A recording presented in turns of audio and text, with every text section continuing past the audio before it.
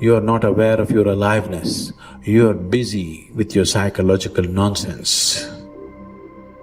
Your thoughts, your emotions have become, your psychological reality has become far more important than your existential reality.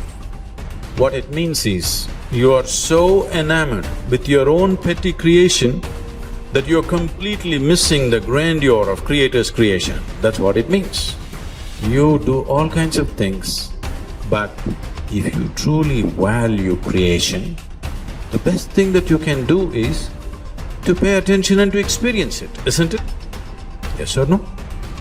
Most people are waiting for their life to change. Yes. So they can feel gratitude, to feel abundance, to feel whole. You know, that's the old model of cause and effect, you know. So if you're living with emptiness, you're living with lack, you're living with pain, most people have been conditioned that something out there has to take away this emptiness or feeling inside of them. But if you believe that you're creating your life and you're living by lack, well, lack isn't going to create abundance, right? So then it makes sense then that you don't really actually create wealth, you generate wealth, you generate abundance. So the moment you start teaching your body emotionally what that future is going to feel like before it's made manifest, well, your body, as the unconscious mind, believes it's living in that future in the present moment.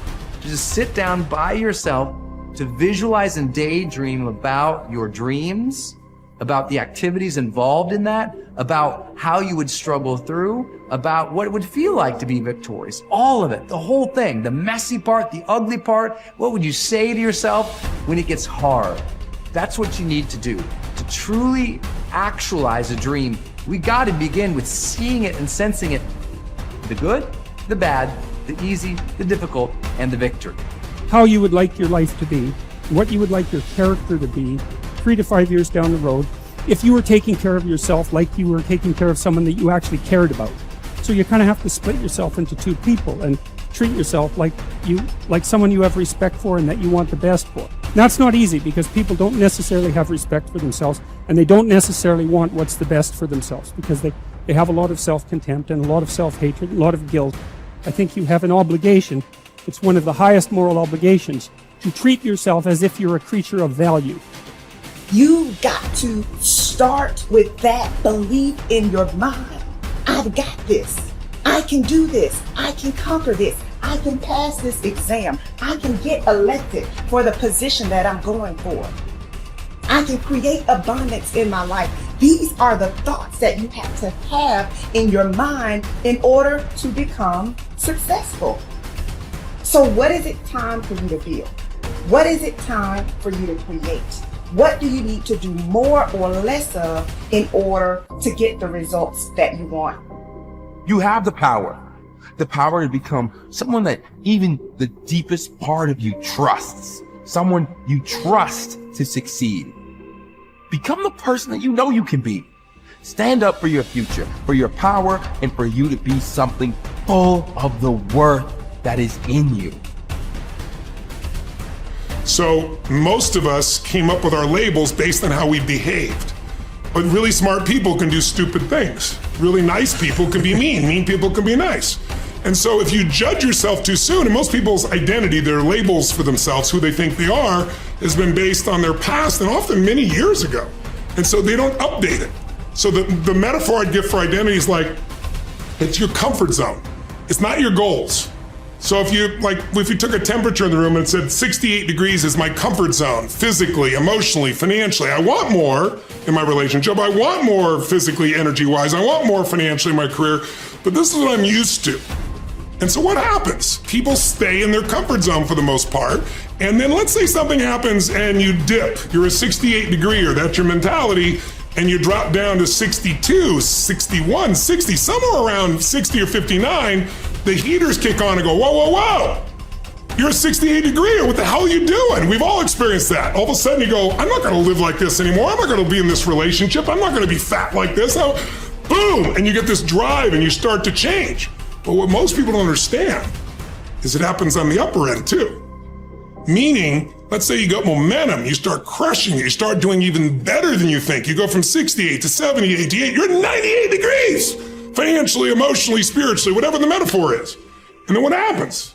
You're going to say, hey, your brain goes, who the hell do you think you are? You're not a 98 degree here, right? Get back to 68. And if nothing else, the heaters stop, you lose your drive, and that'll drift you back. And not enough, the air conditioner can kick on, you start to kind of sabotage yourself till you get back to your comfort zone. So unless you expand your identity, change is temporary. It's like when someone says to me, I've stopped smoking, it's been 8 days. I go, why are you counting? And I say, why are you counting? So you can tell people how long you lasted this time? Like if I went to somebody and I said to you, hey, Louis, you want a cigarette? You're not going to say, what brand is it? You're going to go, no, Right. I'm not a smoker. Notice how people, I'm not one of those. That's not my identity.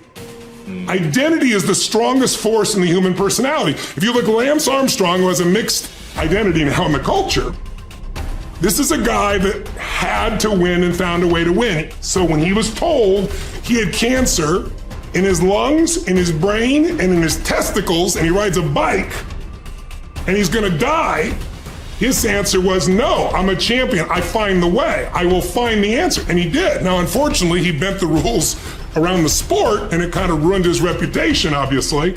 But that mentality, his identity is why he survived. Other people told they have cancer, and they're like, it's over, they give up, they start arranging their affairs. And so that psychological difference is the number one thing I work with people on, because unless you expand your identity, you're going to basically keep where you are. You might improve a little or not. You might go up and down a bit, but you're going to stay within a realm.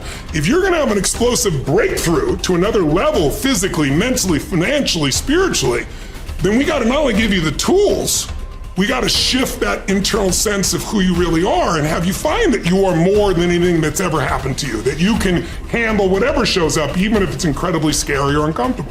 Personal responsibility is true and wildly optimistic.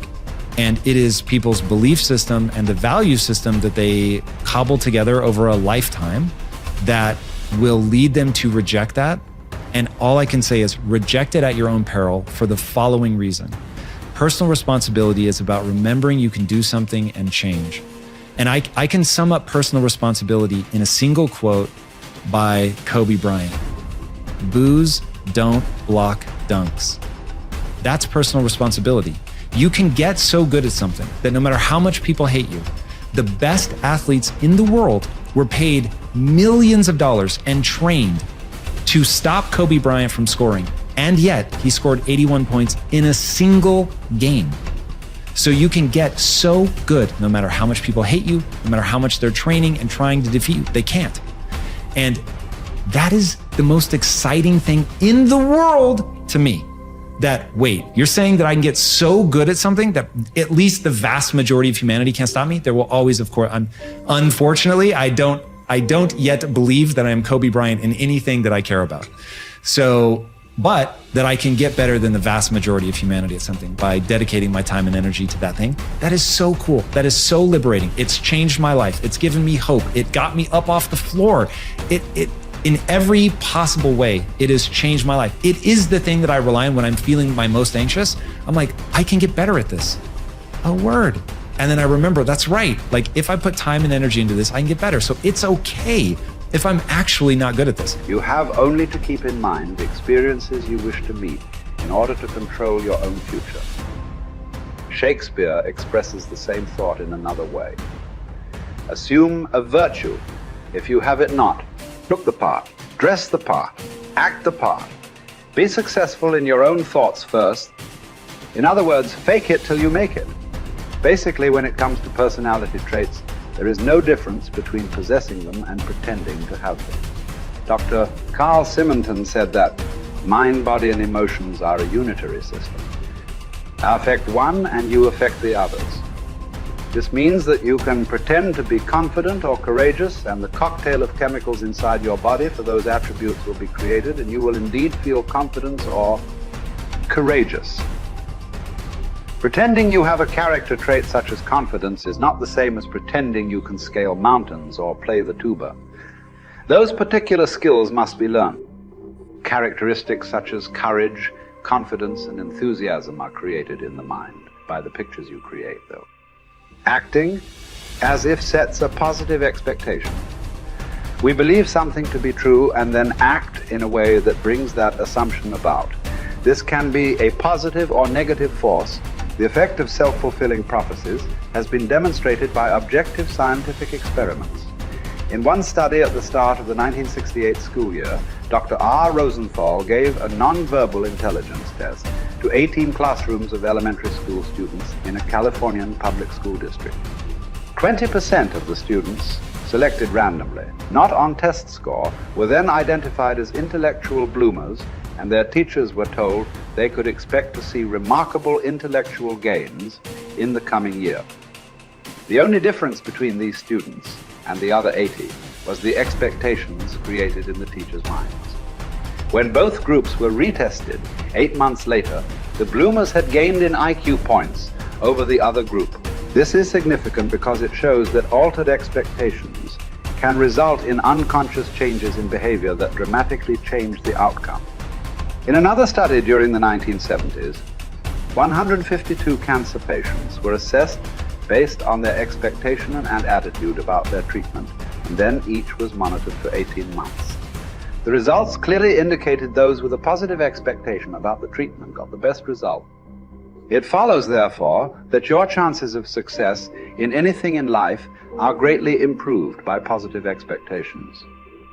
Man is like the wireless operator. Man is subject to miscellaneous wrong through currents if his mind is not in tune with the infinite, or if he is not keyed up to higher vibrations than those of negation. If you want a quality, act as if you already had it.